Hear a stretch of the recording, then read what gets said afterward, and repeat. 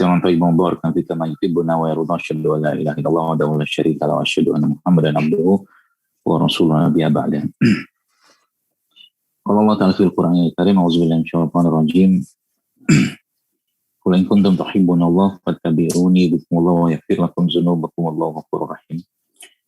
Alhamdulillah, kita bersyukur pada Allah Subhanahu wa taala atas begitu banyak nikmat karunia yang Dia berikan pada kita semua hari ini, dan mudah-mudahan Allah terus tambahkan nikmat tersebut dan kita pun diberikan hidayah untuk bisa mensyukurinya. Dan mudah-mudahan juga kita terus diberikan kenikmatan dalam ketaatan pada Allah Subhanahu wa taala.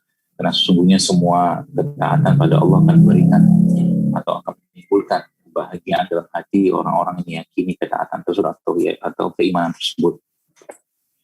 Dan tidak lupa salawat kita pada Nabi Muhammad SAW. Allahumma sholli wa sallim wa barik alaihi. Baik, terima kasih atas undangan dari teman-teman Majelis Ta'lim Excel ya. Alhamdulillah hari ini, siang ini, dan mohon maaf kemarin qadarullah belum bisa memenuhi karena kemarin dalam perjalanan safar juga. Baik, bicara tentang keluarga sebagai salah satu yang penting dalam Islam, Bapak sekalian. Sebenarnya kalau kita melihat atau bercermin dari pedoman yang sudah Allah ajarkan atau mungkin dicontohkan oleh Nabi Muhammad SAW, kekuatan dari sebuah umat Islam atau umat Islam itu adalah keluarga. Ya, maka salah satu hal yang saat ini menurut saya ya itu terlupa dalam pola pendidikan di rumah tangga itu adalah kesehatan. Ya. Saat ini anak-anak yang mungkin sebagai salah satu cikal bakal generasi depan itu tidak lagi mendapatkan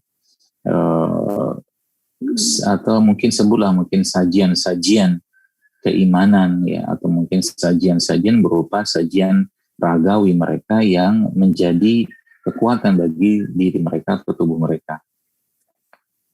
Dan akhirnya generasi yang ada menjadi generasi yang penuh dengan kerapuhan, ya, generasi yang rapuh, ya, baik secara ragawi mereka maupun secara iman mereka. Maka salah satu tugas kita adalah bagaimana menyampaikan kepada mereka atau mendakwakan khususnya berkaitan dengan kesehatan ini.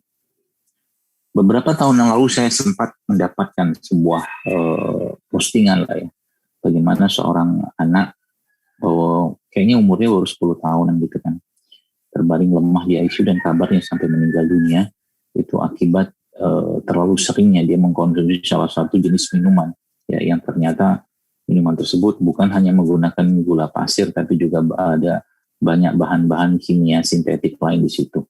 Juga ada salah satu kabar yang saya dapatkan waktu itu sempat viral juga, seorang anak yang berbuka dengan menggunakan air yang mengandung ya satu bahan tentunya kimia gitu ya, yang memang nikmat dan enak di lidah, cuma jadi masalah buat tubuhnya kalau memang tubuhnya tidak mampu untuk membersihkannya ya. Ini sebenarnya PR besar karena saat ini kita lihat banyak sekali tanda-tanda kerapuhan tersebut ya dalam keluarga kita atau mungkin dalam keluarga kaum muslimin ya, di mana pola mungkin dari pengajaran atau pemahaman tentang makanan sehat itu tidak diberikan oleh orang tua, karena orang tua pun dengan segala aktivitas mereka akhirnya tidak terlalu care tentang itu. Ada juga kemarin saya mendapatkan kabar dari salah satu ya teman juga satu pondok gitu kan, itu satu pondok itu ya sakit ya, masalah kulit semua gitu kan. Dan akhirnya tentunya ini akan mengganggu Bapak Ibu sekalian, karena kita tahu bahwa Rasulullah SAW juga menyampaikan tentang sebuah hadis, ada 5 nikmat yang harus kita jaga ya. Salah satu nikmat tersebut adalah nikmat kesehatan sebelum datang sakitnya kita ya. Nah, pertanyaannya yang jadi masalah kurangnya pemahaman dari keluarga muslim khususnya mengenai bagaimana tata cara atau cara hidup sehat atau bagaimana menjaga diri dan keluarga dari hal-hal yang tidak sehat tadi gitu kan. Jadi nanti kita akan belajar, insya Allah semoga Allah mudahkan bagaimana sebenarnya pola-pola itu sebenarnya sederhana sekali. Pola-pola itu sebenarnya sederhana sekali dan mudah-mudahan nanti Bapak Ibu bisa praktekkan ya di keluarga masing-masing. Jadi keluarga sehat yang merupakan tentunya idaman dari kita semua. Saya juga pernah melihat bagaimana ada satu keluarga yang sakit semua gitu kan. Ya sakit semua, sakit-sakitan ya, nggak musim apa gitu, itu selalu bermasalah kesehatan mereka. Dan ternyata ketika keluarga tersebut ya mulai memperbaiki pola makan sehat mereka, itu ternyata penyakit-penyakit tersebut bisa hilang. Jadi konsep yang pertama yang Bapak Ibu perlu pahami bahwa sebenarnya tubuh kita itu yang sebagaimana kita sering baca walaupun khalaqnal insana fi ahsani taqwim, Allah sudah sempurnakan semua sebenarnya. Dan dia bisa memperbaiki dirinya sendiri asal bahan bakunya tepat. Ya. Asal bahan bakunya tepat. Jadi tubuh kita itu mampu memperbaiki dirinya sendiri asal bahan bakunya tepat. Nah, pertanyaannya bahan baku apa yang kita mau berikan pada tubuh sehingga akhirnya kesehatan itu bisa kita raih. Dan indikator kesehatan itu salah satunya adalah tidak mudahnya satu keluarga tersebut itu sakit-sakitan, baik bapaknya, ibunya, atau anak-anaknya. Itu salah satu indikatornya. Dan indikator-indikator yang lain seperti bagaimana pola buang air besar mereka, misalkan, ya, bagaimana pola keseharian mereka, yaitu menjadi salah satu indikator yang bisa kita cerna dan kita cari kira-kira solusinya apa. Nah, Bapak Ibu sekalian, ya, lagi-lagi bicara tentang keluarga sehat tersebut, maka harus ada tentunya peran dari orang tua, ya, peran orang tua, di mana orang tua tentunya harusnya mengajarkan kebiasaan-kebiasaan sehat, ya, bagi keluarga, baik ibu atau bapaknya atau mungkin khususnya buat anak-anak, ya, yang kebiasaan-kebiasaan tadi itu bisa dicontoh oleh mereka. Contoh sederhana begini ya, supaya nanti Bapak Ibu bisa praktekkan. Ketika orang tua, katakanlah seorang Bapak Ibu atau Bapak Ibu itu mencontohkan mengkonsumsi makanan-makanan tidak sehat setiap hari gitu kan, maka anak-anak melihat. Ya, anak-anak akan melihat, ya. Kemudian anak-anak itu pun akan melihat orang tuanya nikmat sekali makan itu, dan akhirnya mereka pun akan terekam memori tentang itu yang pada akhirnya ya anak-anak juga akan menjadi bagian dari kehidupan mereka. Ini masalahnya di situ gitu kan. Jadi ketika orang tua tidak mencontohkan kebiasaan-kebiasaan atau pola makan yang sehat seperti itu, maka anak pun akan melihat apa yang terlihat dari orang tua mereka. Ya. Sehingga di sini peran orang tua untuk bagaimana mencari solusinya atau mencari jalan supaya anak-anak itu bisa mencontoh hal-hal tersebut. Contoh begini. Saya tidak tahu kenapa anak saya yang keempat itu entah kayak gimana caranya. Saya tahu juga dia nggak lihat ya. Dia nggak lihat apa yang saya sampaikan di kajian segala macam, baik offline ataupun online. Ya, baik sekarang ini atau sebelumnya. Tapi anak saya yang keempat itu subhanallah ya, salah satu kegemaran dia itu makan tempe yang tidak digoreng ya. Maksudnya kalau orang bilang ibunya tempe mentah gitu kan. Itu salah satunya.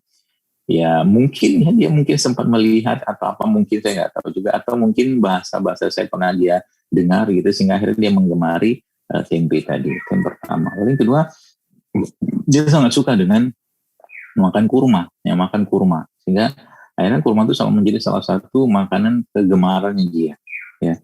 Dan juga anak yang ketiga gitu ya juga sama. Itu pernah sih yang melihat ketika saya mengkonsumsi buah semangka ya, atau semangka itu dia juga akhirnya mengkonsumsi dengan pola yang sama seperti saya. Oke, jadi saya cuma semangkanya saya belah saja, lalu saya ambil sendok, saya makan langsung dari semangkanya ya, seperti itu. Jadi mungkin ini kebiasaan yang terlalu atau mungkin simpel gitu ya, tapi itu akan menjadi bagian dari kehidupannya ya, itu akan jadi bagian dari kebiasaannya, dan itu akan menjadi bagian dari timeline perjalanan hidupnya. Ya, inilah yang sebenarnya Bapak Ibu sekalian, yang semakin banyak hal-hal tersebut ya itu kita siapkan, maka insya Allah generasi itu akan semakin sehat ya. Dan kalau saya pernah juga sampaikan juga tentang bagaimana saat ini kita lihat salah satu indikator ketidaksehatan umat ini, khususnya generasi-generasi muda, itu adalah bagaimana anak-anak perempuan ya, misalkan saat ini sudah mulai mendapatkan menstruasi di usia yang sangat-sangat belia ya. Padahal menstruasi itu biasanya terjadi pada usia SMP ya, mungkin kelas 2 lah kurang lebih rata-rata 15 tahunan gitu kan, tapi ternyata ada yang sebelum SD atau mungkin sebelum kelas 6 itu sudah menstruasi. Dan ini menjadi salah satu pemicu ya, atau salah satu indikator buat saya pribadi ketidaksehatan umat ya. Dan kalau perempuan sudah tidak sehat, maka otomatis generasi yang dilahirkan pun tidak akan sehat ya. Dan itu akan berlanjut sampai akhirnya menstruasinya bermasalah ya, kemudian masalah reproduksi seterusnya sampai ke arah tumor dan infertilitas atau ketidaksuburan ya. Apa penyebabnya? Tentunya kita perlu tahu, dan kita tidak akan bahas terlalu luas, tapi penyebabnya adalah tentunya kita harus pahami bahwa sebenarnya sel tubuh kita itu berpasangan ya. Ketika terjadi ketidakseimbangan pada sel tubuh kita Bapak sekalian, maka muncullah atau mungkin berpisahlah mereka yang berubah menjadi radikal bebas. Nah, radikal bebas ini merusak gitu kan. Jadi membuat orang yang harusnya belum tua-tua banget akhirnya menjadi tua. Ya, orang yang harusnya belum tua-tua banget akhirnya menjadi tua. Subhanallah ya. Jadi setiap wanita, misalkan kalau kita bicara wanita tadi yang mengalami menstruasi lebih awal, maka otomatis menopause lebih awal ya. Artinya perjalanan hidupnya dari dia mulai balik itu sampai menopause itu ya dimulai dari suatu proses prematur aging kalau saya sebutnya itu. Nah, tadi ya akibat dari terlalu berlebihannya radikal bebas yang ada pada tubuhnya, yang artinya orang tua di situ tidak memberikan banyak asupan yang tinggi antioksidan. Anak-anak tidak dikenalkan dengan buah-buahan, anak-anak dikenalkan dengan sayur-sayuran, anak-anak tidak dikenalkan produk-produk nabawi dengan produk-produk yang disampaikan oleh Allah tentunya dan diceritakan atau disabdakan oleh Nabi SAW. Ya, bahkan anak-anak tidak diajarkan mungkin yang belum diketahui tentang madu. Ya, misalkan kayak begitu. Sehingga akhirnya apa? Nggak familiar dengan itu semua. Jadi ketika sakit pun yang dicari adalah obat-obatan yang berbasiskan pada kimia sintetik, gitu kan. Ini problem. Jadi ketika makanan sudah bermasalah, maka otomatis penyakit pun akan muncul, dan obatnya pun Bapak Ibu sekalian ketika makanan terlalu beragam dan terlalu banyak yang resep, maka penyakit pun akan suka diobati dengan herbal atau mungkin dengan produk-produk tumbuhan. Gitu. Ini sebenarnya kuncinya di situ. Ya, jadi kalau kita bicara tentang makanan sehat atau mungkin keluarga sehat, maka komponennya dua. Ya, komponennya dua. Yang pertama apa? Singkirkan yang nggak sehat, berikan yang sehat kepada keluarga. Ya, singkirkan yang nggak sehat itu contohnya apa? Ya, termasuk mungkin isi lemari makanan kita ya diusahakan ya, kalau saya gitu menyarankan untuk lebih banyak diisi dengan produk-produk yang sehat, atau mungkin kulkas atau lemari es kita salah satunya. Contoh mungkin kalau ada anggaran penuhi mungkin kulkas dengan buah-buahan, cara kayak begitu ya. Atau kalau bisa beli tiap hari alhamdulillah gitu kan. Salah satunya itu. Dan kenalkan lagi-lagi Bapak sekalian keluarga dengan produk-produk nabawi ya, kayak madu, habat soda, zaitun ya, herbal-herbal segala macam. Sehingga nanti kalau sakit pun mereka sudah terbiasa dengan itu, gitu kan. Contoh mungkin ketika demam ya kita bisa berikan misalkan produk seperti kayak pegagan gitu kan, atau mungkin atau kunyit gitu kan, produk yang sifatnya merupakan panas atau demam tadi seperti lidah buaya juga bisa. Jadi akhirnya mereka kenal dengan itu. Jadi kalau sudah mereka kenal dengan itu Bapak Ibu sekalian, maka jadi kebiasaan ya. Saya sempat beberapa kali melihat ya bagaimana anak-anak itu rapuh sekali ya, akibat memang orang tuanya tidak memberikan kebiasaan itu. Contoh mungkin mereka dikenalkan dengan makanan-makanan olahan seperti sosis ya, atau mungkin ayam goreng cepat saji ya, kentang segala macam lah gitu. Akhirnya apa? Akan lihat jadi yang jadi masalah besarnya ketika makanan yang diberikan itu atau yang nutrisi yang diberikan itu tidak baik bagus sekali, maka kecerdasan anak akan menurun ya.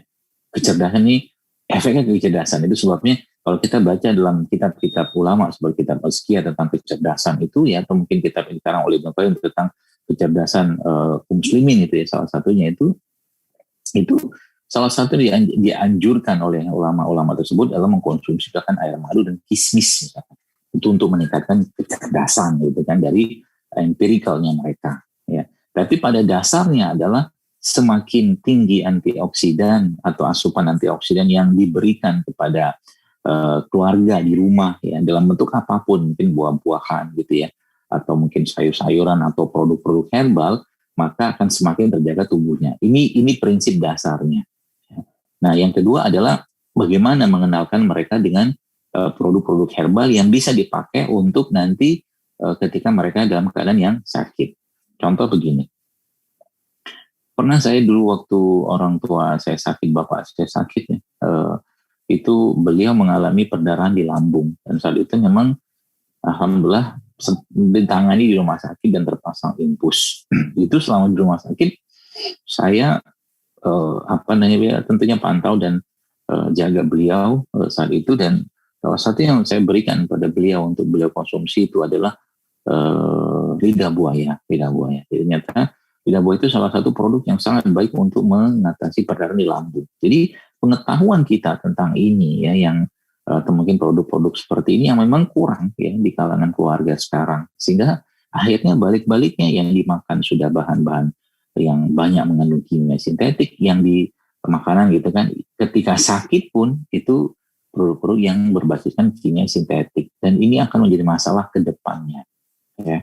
Dan semakin sering obat-obatan itu misalkan atau mungkin produk kimia sintetik itu dikonsumsi, itu sedikit banyak akan menjadi masalah di kedepan hari nanti. Berarti kita nggak boleh pakai saja kalau perlu, tapi bukan dirutinkan.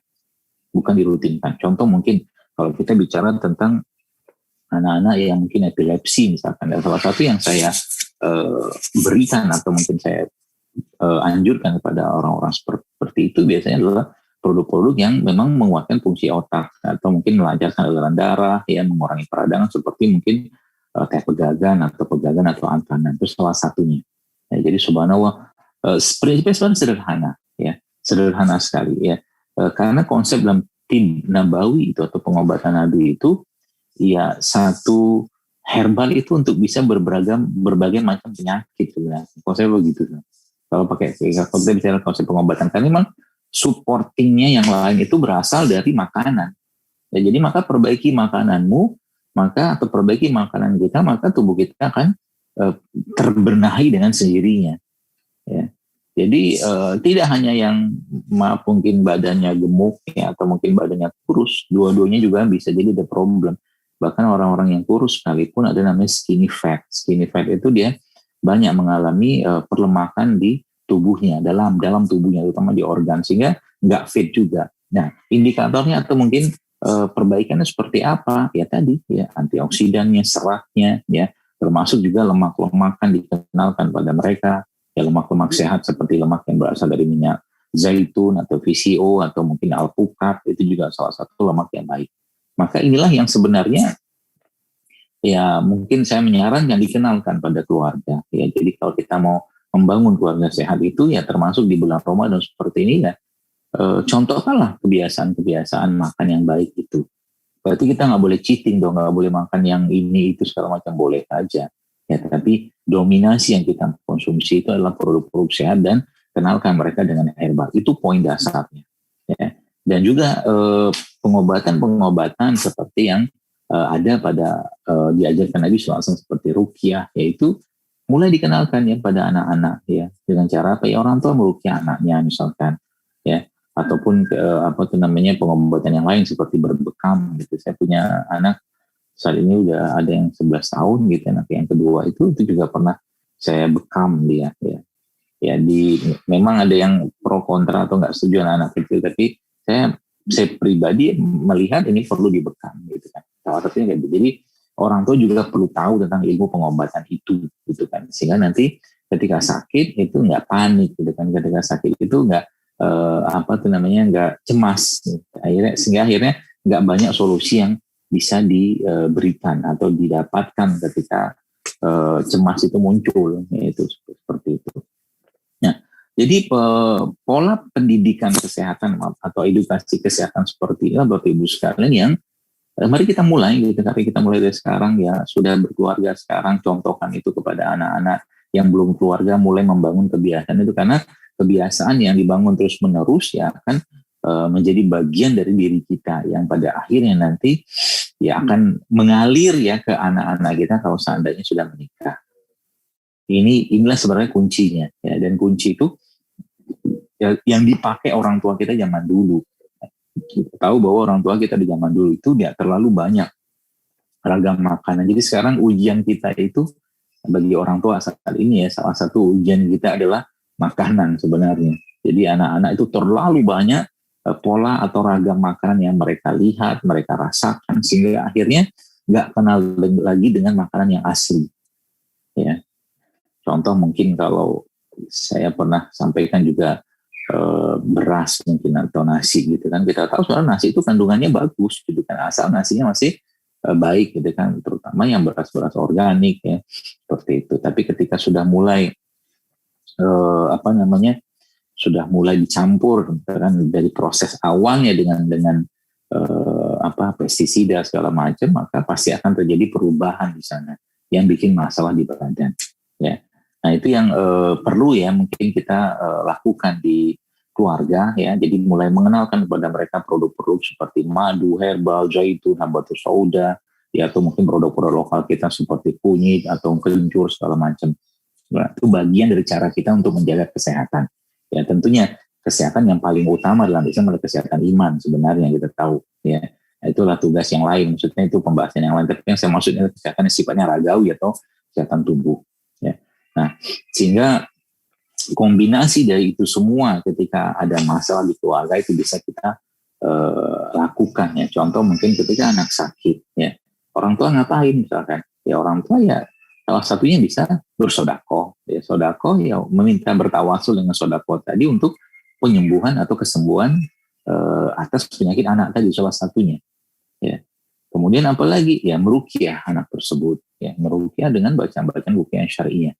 Lalu baru masuk yang selanjutnya dengan memperbaiki pola makannya dan dikasih herbal seperti itulah ya, sehingga akhirnya terbiasa dengan pola seperti itu, nggak panik ya, tidak panik. Jadi inilah yang Bapak Ibu sekalian bisa kita lakukan ya di era seperti sekarang ini, sehingga pesannya adalah bagaimana di rumah tangga kita, ada di keluarga kita, di rumah kita itu kita bisa siapkan produk-produk sehat untuk keluarga, disiapkan produk-produk sehat untuk keluarga dan dibatasi produk-produk yang tidak baik gitu kan. Jadi keluarga atau orang tua pun ya sudah mulai saatnya untuk membatasi anak-anak dengan produk makanan yang tidak sehat, ya produk tontonan yang tidak sehat juga ya dibatasi. Jadi mungkin di rumah kalau memang masih ada TV, ya silakan, tapi dibatasi TV-nya ya dengan tontonan yang sehat, yang baik untuk mereka. Itu yang bisa kita lakukan ya untuk membangun itu tadi di keluarga yang sehat. Dan saya kira Bapak Ibu sekalian mau sebanyak apapun ya premi tentang asuransi atau kalau masih pakai asuransi gitu, tetap saja Bapak Ibu sekalian yang namanya sakit itu nggak enak ya, sakit itu nggak enak ya. Jadi sebabnya ada kisah yang saya sempat share juga waktu itu di Instagram saya itu, bahwa ada seorang yang sudah setahun yang lalu saya bertemu dengan dia, lalu saya katakan pada beliau gitu kan, ini sepertinya badanmu perlu turunkan ya beratnya nih, karena terlalu besar sudah. Saya katakan seperti itu. Dan subhanallah mungkin belum ngeh dengan kalimat-kalimat atau kalimat saya tadi, masih di jalan kayak begitu. Dan tiba-tiba beberapa bulan kemudian ya qadarullah itu dia kena stroke umurnya 26 tahun. Dengan kondisi yang kaki kanan dan tangan kanannya itu sudah lemes, hampir nggak bisa digerakkan. Nah akhirnya apa yang dia kerjakan? Benar-benar dia perbaiki pola makannya, berat badannya turun ya, berat badan turun, dan akhirnya sekarang sudah sangat baik ya kondisinya ya, dengan berat badan yang relatif normal gitu kan. Itu yang saya katakan tadi, pola makan yang bagus. Jadi termasuk juga jadi ketika keluarga ada yang mungkin sakit atau bermasalah, itu semua dikombinasikan, jadi herbalnya ada, pola makannya ada. Jadi dua hal ini yang sebenarnya harus kita kuasai. Jadi pola makan dari sayurannya, buah-buahan segala macam, herbalnya yang memang kita bisa pakai untuk kebutuhan sakit, atau mungkin tidak sakit pun kita bisa berikan kepada keluarga kita di rumah. Kurang lebih kayak begitu. Saya kira mungkin itu yang bisa saya sampaikan, biar lebih banyak yang bisa kita gali. Mungkin kita lanjutkan saja dengan tanya jawab di sesi kedua ini. Jazakallahu khairan pada dokter. Nah ini dok, sebenarnya banyak yang pertanyaan nih dok, udah dilihat ada sampai 7 ya. Kita mulai ke pertanyaan pertama ya dok. Dr. Zaidul izin bertanya. Rekomendasi apa makanan atau minuman selama sahur supaya tidak mudah ngantuk pas habis subuh dan nggak sering kencing, beser siangnya? Apa dulu, dokter? Sebenarnya gini, konsep makanan yang benar itu ya sebenarnya mungkin you just have to eat right gitu kan. Jadi berkata kita cuma perlu makan yang benar gitu kan. Pertama ya makan olahan itu dikurangi semua. Dan waktu sahur itu saya menyarankan untuk Anda mengkonsumsi lemak ya. Mengkonsumsi lemak ini salah satunya ya, contohnya zaitun atau mungkin alpukat. Itu lemak yang bagus atau VCO juga boleh. Itu yang pertama. Yang kedua, supaya nggak terlalu lemes ya, mungkin kita tetap perlu makan karbohidrat bagi yang mungkin ingin tetap ada aktivitas yang cukup menguras energi, makan karbohidrat. Tapi karbohidratnya usahakan jangan terlalu banyak ya, jangan terlalu banyak karbohidratnya ya. Jadi contoh karbohidrat seperti apa ya, nasi, tapi cari nasi yang baik ya, atau beras yang baik seperti tadi beras coklat ya, atau mungkin juga kentang-kentangan juga boleh, atau umbi-umbian juga boleh seperti singkong atau ubi jalar seperti itu. Itu salah satunya. Kemudian masukkan di situ menu yang mengandung serat ya, seperti atau mungkin ya serat ya, seperti sayuran dan antioksidan dari sayuran juga di situ. Jadi satu piring itu prinsipnya kalau mau tetap fit ya sebenarnya adalah 4/6 dari isi piring itu adalah sayuran dan buah-buahan. 4/6-nya, nabati lah mungkin bahasa kita gitu. Ya 4/6-nya. 1/6-nya ya kalau kita pakai perbandingannya 6, 1/6-nya adalah protein ya. 1/6-nya protein dan 1/6 lagi adalah biji-bijian ya. Nah itu polanya kayak tambah lagi nanti dengan, jadi protein termasuk situ kan ada minyak juga nanti kalau Anda makan kacang-kacangan itu kan ada minyaknya juga tuh ya. Kayak begitu saja sebenarnya. Jadi jangan terlalu variatif banget, sederhana aja polanya. Ya, dan tambah lagi mungkin ada konsumsi madu ya waktu sahur itu, atau soda ya udah cukup sebenarnya. Atau mungkin paling gampang begini aja, saya kalau kasih tipsnya ya, alpukat 1 gitu kan, 1 alpukat udah kerok aja, nanti kasih madu sedikit, lalu minum minyak zaitun juga bisa, kemudian air putih, itu sebenarnya udah cukup, sangat cukup untuk kebutuhan kita. Dan tentunya kita berdoa pada Allah, semoga Allah berkahi dari makanan sehingga kita cukup aktivitasnya. Ya kalau dessert saya kira mungkin berapa banyak lah kita bisa minum waktu sahur ya. Karena juga kalau minum 1 liter juga sekali minum nggak bisa juga gitu. Jadi ya mungkin 2 gelas cukup insya Allah seperti. Dan tambah lagi mungkin dengan minuman-minuman yang mengandung enzim seperti jeruk nipis madu, jeruk nipis hangat gitu kan, atau madu hangat juga boleh. Itu juga bisa. Ya, itu mungkin kurang lebih gambarnya. Ini yang pertanyaan kedua mungkin sama tapi boleh diulang kali dok. Boleh di-share rekomendasi konsumsi makanan berbuka dan sahur yang Dr. Zaidul terapkan di keluarga pada Ramadan kali ini. Semoga menjadi inspirasi bersama, dok. Ya, yang pertama kali saya konsumsi kurma basah. Ya, kurma basah itu rutop. Jadi kita berbukanya biasanya pakai kurma basah.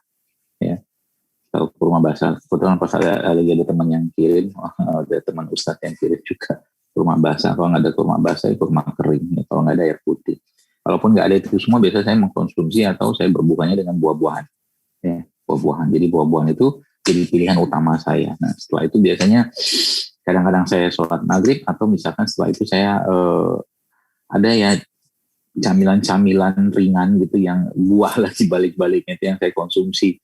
Ya, jadi saya membiasakan memang agar tubuh saya lebih banyak terisi dengan produk-produk antioksidan dulu. Ya. Kalau seandainya nanti misalkan ada ya keinginan mungkin makan, jadi makan pun akhirnya terbatasi gitu kan, dengan akhirnya tubuh sudah penuh, sudah bukan penuh sih, sudah tercukupi dengan itu tadi apa tuh namanya antioksidan tadi. Nah atau juga mungkin bisa kalau Bapak Ibu atau teman-teman mau nyobain itu bisa tuh pakai resep ini, tapi ini sebenarnya makanan berat sebenarnya ya, jadi makanan berat yang penuh dengan serat ya. Isinya itu ya cincau, kolang-kaling, rumput laut, sama tape. Itu biasanya saya masukkan kayak bikin es campur, tapi nggak pakai es gitu kan. Cincau, rumput laut, kolang-kaling, tape gitu kan. Kadang-kadang saya tambahkan dengan alpukat sedikit, itu saya tambahkan dengan air biasa, kemudian ditambahkan dengan air biasa yang sudah dicampurkan dengan madu dan sedikit garam. Itu sudah sangat-sangat powerful ya buat badan kita dan sangat-sangat kuat sebenarnya karena ada proteinnya, ada seratnya, komplit semua di situ. Dan itu pun kalau kita sudah mulai membiasakan dengan makan kayak begitu gitu kan, itu ya tubuh akan senang gitu kan, karena real foodnya masuk gitu. Jadi akhirnya tubuh tercukupi dengan antioksidannya, kalorinya dapat, nutrisinya dapatnya, seperti itu. Kayak tadi malam saya makan apa itu? Pas buka kemarin tuh alpukat satu gitu, saya makan gitu aja. Kebetulan emang alpukatnya sedap sekali karena emang apa yang kuning apa jenis apa itu. Jadi akhirnya itu satu udah saya habis sendiri gitu. Sehingga makan yang lain nggak terlalu banyak. Jadi terbiasa dengan hal seperti itu, sehingga makan sederhana dan kita apa namanya ya tercukupi ya kebutuhannya dan tidak berlebihan. Kurang lebih kayak begitu. Kalau sahur, saya sahur agak jarang makan biasanya. Kalaupun makan nggak terlalu banyak juga, ya sekedar pengen melepaskan selera saja. Kalaupun makan kadang-kadang cuma sahur mengkonsumsi air madu sama kurma gitu. Tapi ini tidak bisa disamakan tiap orang. Jadi kalau Bapak Ibu memang pengen makan ya makan aja, cuma jangan berlebihan. Prinsipnya adalah perbaiki pola makannya atau perbaiki apa yang dimakan, itu saja. Ya karena kan saya mungkin dengan kondisi badan yang mungkin masih cukup energi atau tenaga dengan tidak banyak aktivitas berat, mungkin ya tidak perlu terlalu banyak konsumsi sesuatu ini itu gitu loh. Jadi kurang lebih kayak begitu, dan itu ada sebagian saya jelaskan juga di buku Ramadan Sehat YSR itu, nanti mungkin bisa dibaca di situ ya. Wallahu a'lam. Terima kasih dokter. Ini pertanyaan ketiga dokter. Assalamualaikum Ustadz, semoga selalu dalam lindungan Allah Subhanahu Wa Taala. Izin bertanya Ustadz, bapak saya kena stroke di tubuh bagian kanannya. Apakah makanan herbal yang baik untuk beliau? Tafadhol dok. Prinsipnya gini ya, jadi kalau stroke ya kita tahu bahwa stroke itu penyebabnya adalah pengentalan darah juga bisa. Kemudian stroke juga bisa disebabkan oleh karena masalah dari penyakit lain seperti diabetes gitu kan. Maka cari tahu dulu masalahnya apa dari stroke-nya tadi. Nah, saya berasumsi saja bahwa masalah stroke-nya karena mungkin masalah di pembuluh darah, mungkin pengentalan darah ya. Itu maka yang harus Anda konsumsi atau mungkin diberikan pada orang-orang stroke tentunya benerin perutnya mereka. Benerin perut dengan cara apa? Berikan mereka pola makan yang tinggi serat, ya, sayuran, buah-buahan ya. Tapi kalau bisa memungkinkan itu berikan yang sifatnya organik ya, atau mungkin sayur buah organik. Di jus atau diapain, jangan di jus ya, jangan di jus, tapi diberikan makan, dibuat dalam bentuk makanan gitu kan. Entah itu salad ya, atau sup sayur bening gitu, seperti itu. Kalaupun nanti mau diberikan dalam bentuk jus, tapi jangan di jus, tapi dihancurkan saja ya, supaya nanti ada kunyahan di lidah mereka. Itu yang pertama. Lalu yang kedua, kurangi semua protein hewani. Semua protein hewani dikurangi ya. Berapa lama? Saya biasa menyarankan sampai 3 bulan ya. Protein hewan, proteinnya diganti dengan protein nabati, salah satunya kayak alpukat juga bisa. Karbonya diganti dengan karbo yang sehat seperti beras coklat, itu juga bisa, atau brown rice, itu juga bisa. Kemudian untuk pengentalan darahnya misalkan, itu bisa diberikan rempah atau rimpang. Ada salah satu resep yang pernah saya tulis juga, itu juga sangat baik untuk diberikan pada orang-orang stroke, yang isinya adalah jahe, kemudian ada bawang putih, kemudian ada madu, dan ada cuka apel. Ya, itu juga salah satu resep yang sangat powerful dalam melancarkan darah dan mengencerkan darah. Itu kemudian yang selanjutnya adalah kita juga perlu ya berikan pada mereka salah satu pengalaman yang kita atau saya dapatkan itu juga menggunakan madu ya, madu yang pahit bisa itu diletakkan di bawah lidah ya. Jadi mungkin sehari itu bisa 7 kali atau 8 kali diletakkannya bolehlah madunya ya, kalau beliau tidak berpuasa.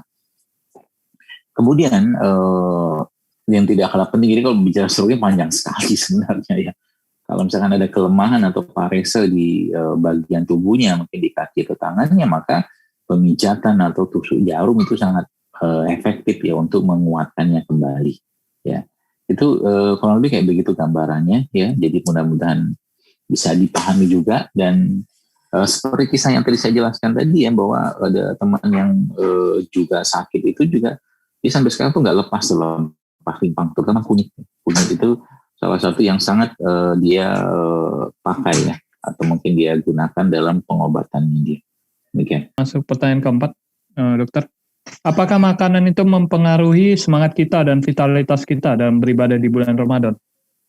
Tafadhol dok. Jawabannya sangat lah.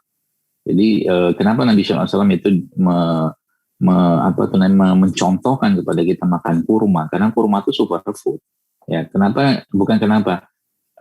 Kan Nabi itu kan wa may yantiqu anil hawa in huwa illa wahyu yuha kan gitu. Rasulullah itu kan sesuatu itu pasti yang terbaik yang Allah wahyukan kepada beliau SAW. Ya, Nabi nggak makan labu waktu berbuka puasa. Nabi nggak makan daging kambing. Yang Nabi tidak tahu Rasul suka daging kambing, tapi Rasul tidak berbuka dengan menggunakan daging kambing. Ya, Nabi tidak menggunakan atau tidak makan talbina ya waktu berbuka, tapi Nabi makannya kurma. Kenapa kurma? Karena kurma memang tinggi asam amino, ya tinggi serat, tinggi kalsium, tinggi kalium yang makan seperti ini yang sangat mempengaruhi mood seseorang, bahkan perasaan seseorang. Jadi makanan-makanan tinggi kalium atau kalsium itu ya seperti kurma itu memang sangat efektif dalam memberikan atau memperbaiki mood seseorang. Ya, jadi kalau Bapak Ibu mau nyobain bisa coba. Jadi waktu berbuka makan kurma sama pisang. Nah, itu salah satu sumber makanan. Ya, dua-duanya karbo, cuma jangan berlebihan. Tapi sumber kalium yang sangat baik. Ya, jadi jelas ya makanan itu mempengaruhi semangat seseorang. Karena semakin baik makanan yang dikonsumsi, ya semakin bagus moodnya. Istilahnya itu good food is good mood. Gitu. Ini ke pertanyaan kelima ya dokter. Dokter, kenapa saya kalau habis buka puasa merasa lemas dan ngantuk dok?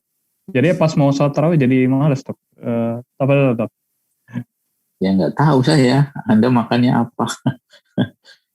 Yang jelas ya ada urusan dengan makanan. Yang jelas salah satu. Jadi kan puasa itu kan lemas ya. Kita tahu waktu puasa kita mungkin ada kurang cairan sedikit, tapi masih bisa tolerir. Ada kurang tenaga, gula gitu kan. Maka waktu berbuka itu jangan makan yang menguras itu lagi gitu. Jadi makanlah makanan yang sifatnya real ya. Tadi kayak buah-buahan, makan buah-buahan ya, misalkan minum air kelapa ya. Tapi jangan ditambahkan mungkin dengan sirup dari kelapanya. Itu salah satu tekniknya sebenarnya supaya tadi ya, kalau lemes berarti tubuh dipaksa untuk bekerja lagi atas makanan yang masuk ke tubuh kita. Itu poinnya. Ya, jadi kalau yang masuk itu makanan asli, real food, nggak ada masalah gitu kan. Kalau makan karbohidrat ya makan karbohidrat beneran ya.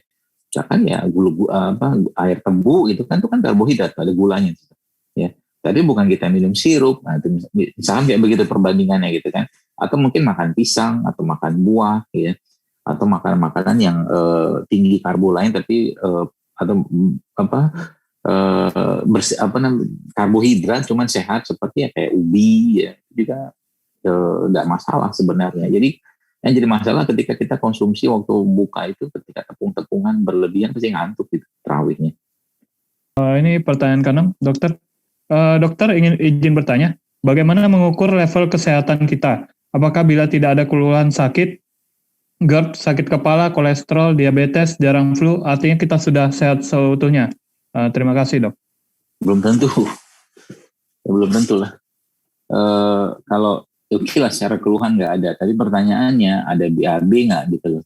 BAB nggak lancar nggak tiap hari. Salah satu indikator sehat itu kan lah buang air besarnya tiap hari. Ya, jadi kalau orang sudah nggak buang air besar tiap hari belum tentu sehat ya.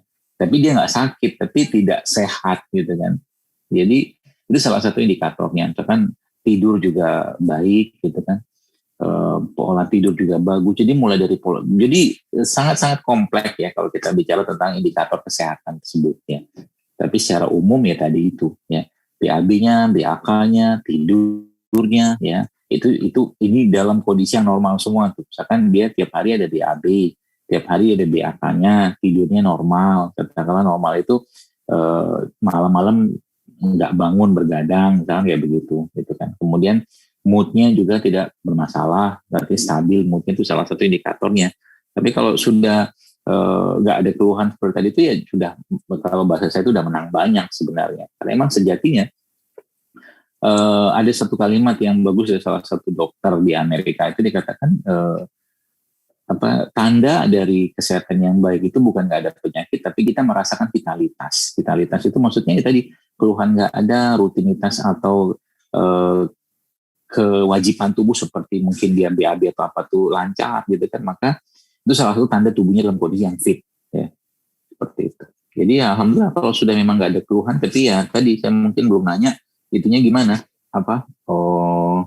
BAB-nya mungkin ya, itu mungkin perlu dicari tahu juga. Jadi kalau nggak ada keluhan, tapi umumnya sih setahu saya kalau sudah keluhan nggak ada itu biasanya pembuangan juga lancar. Demikian. Alhamdulillah.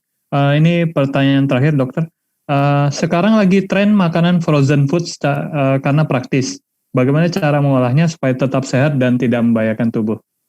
Tafadhol, dok. Pertanyaan yang salah lah. Kalau pertanyaannya frozen food ya udah bukan makanan yang sehat. Jadi frozen food boleh kan dimakan? Boleh aja, tapi dia bukan jadi solusi untuk hidup sehat. Nggak ada ceritanya.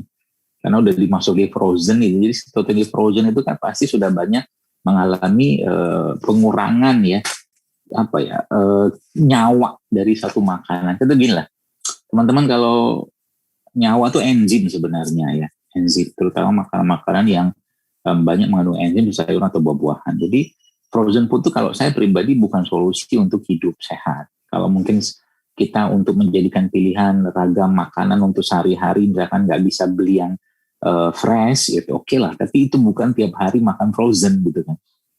Karena setahu saya ya belum lagi cerita makanannya sudah kehilangan banyak nyawanya tanda kutip. Yang kedua, ketika masuk kulkas kan, kulkas ada bahan kimia juga, freon apa segala macam gitu kan. Belum lagi cerita habis panas, habis dingin dipanaskan lagi. Itu nggak bagus sebenarnya. Ya, jadi saya lebih menyarankan untuk jangan mengkonsumsi makanan frozen terlalu sering gitu kan. Ya sekali-sekali silakan saja ya. Tapi kita lebih banyak mengkonsumsi yang fresh. Demikian. Alhamdulillah. Jazakallahu khairan Pak Dokter. Sebelum mengakhiri kajian kita hari ini, kami ucapkan terima kasih pada para peserta mengikuti kajian hari ini. Semoga ilmu yang diberikan dapat bermanfaat bagi kita semua dan bernilai ibadah di sisi Allah Subhanahu wa taala. Dan kami mohon maaf apabila ada kekurangan ataupun salah kata dalam kajian ini. Mengingatkan juga pada para jamaah bahwa kajian besok akan dibawakan oleh Ustadz Ahmad Sarwat LCMA dengan tema Fikih dan Perubahan Zaman. Sekian kajian kita hari ini. Mari kita tutup dan doa kafaratul majelis. Subhanakallahumma wa bihamdika asyhadu alla ilaha illa anta astaghfiruka wa atubu ilaik. Wassalamualaikum warahmatullahi wabarakatuh. Alhamdulillah. Barakallahu dokter.